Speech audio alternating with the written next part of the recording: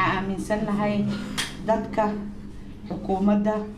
iyo sharci dejiyaasha haddaysan meel ka soo wada istaagin waddankaanayta horumarkiisa inuusan aad u dardargelin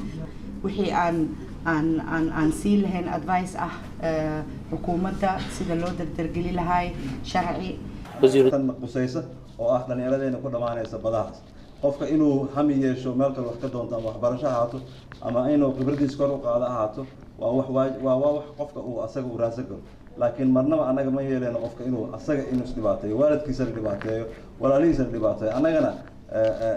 subxadala noo keeno waxaanu filaynaa sanadka cusub iyo inta ka dambaysa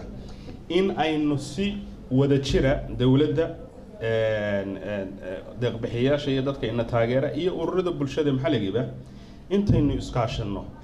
in aynu arrimaha sababa iyo tahriibta wax ka qaban waxaa sharaf noo ah inaan runtii anoon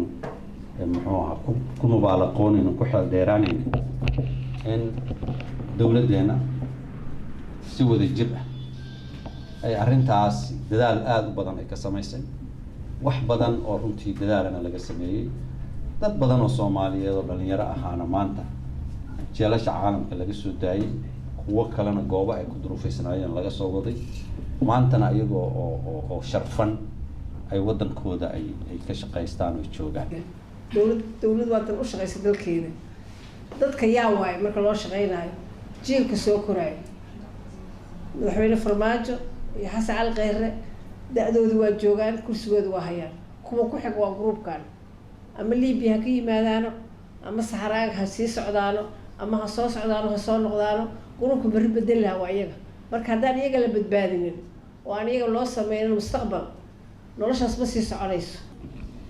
waxaan u mahadcelinayaa Ilaahay subxaanahu wa ta'aala ka sokow hay'adda iyada iyo